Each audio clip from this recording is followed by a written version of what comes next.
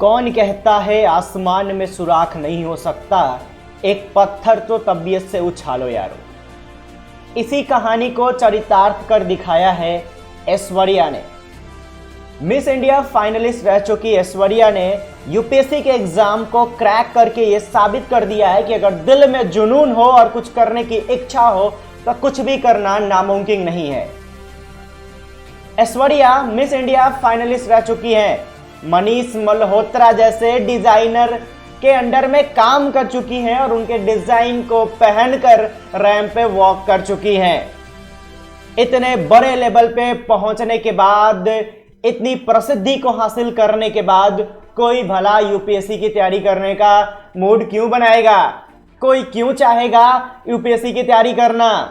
तो आइए जानते हैं ऐश्वर्या के बारे में और ये भी जानते हैं कि एक साल में बिना कोचिंग के ऐश्वर्या ने यूपीएससी के एग्जाम को कैसे क्वालिफाई किया।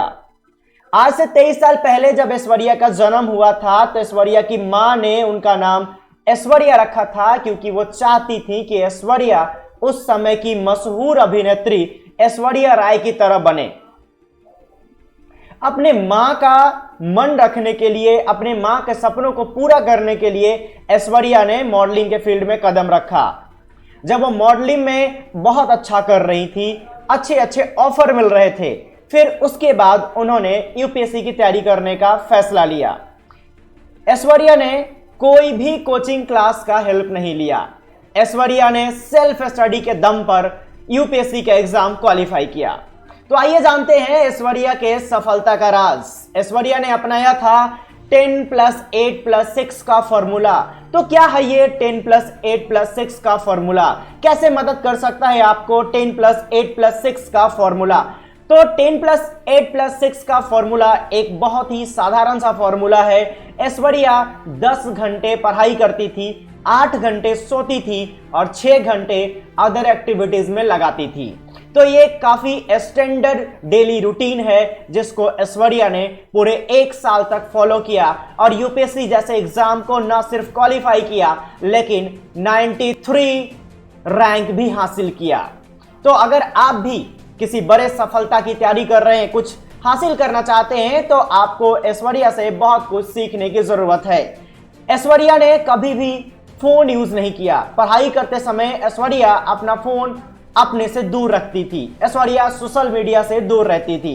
इतने ग्लैमरस फील्ड से रहने के बावजूद भी ऐश्वर्या सोशल मीडिया यूज नहीं करती थी क्योंकि जब एक बार उन्होंने डिसाइड कर लिया था कि उन्हें यूपीएससी क्वालिफाई कर लेना है तो वो जो ग्लैमरस दुनिया थी उनका पास था, उनका प्रेजेंट यूपीएससी की तैयारी थी। तो मैं हमेशा कहता हूं, आज भी कहूंगा कि सफर खूबसूरत है मंजिल से भी। अगर आप किसी भी सफलता की तैयारी कर रहे हैं, कुछ भी हासिल करना चाहते हैं, तो आपको उस सफर को एंजॉय करना पड़ेगा। सफलता से पहले जो सफलता को प्राप्त करने के लिए जो सफर है, उस सफर को एंजॉय करना पड़ेगा और वही किया ऐश्वर्या ने। उस सफर को एंजॉय किया, बाकी पूरी दुनिया को भूल गई, पूरी सोशल मीडिया को भूल गई और अपना सब कुछ रोक दिया यूपीएससी के तैयारी में। और मात्र एक साल की तैयारी में ऐश्वर्या ने यूपीएससी जैसे एग्जाम को क्वालिफाई करके ये साबित कर दिया कि आपकी जिंदगी आपके इशारों पे चलती है। आप अपनी जिंदगी में कभी भी बदलाव ला सकते हैं। मैंने ऐसा कहते हुए लोगों को सुना है कि मैं इस फील्ड में इतने ऊंचे लेवल पर आ गया हूं कि किसी और फील्ड के बारे में सोच भी नहीं सकता।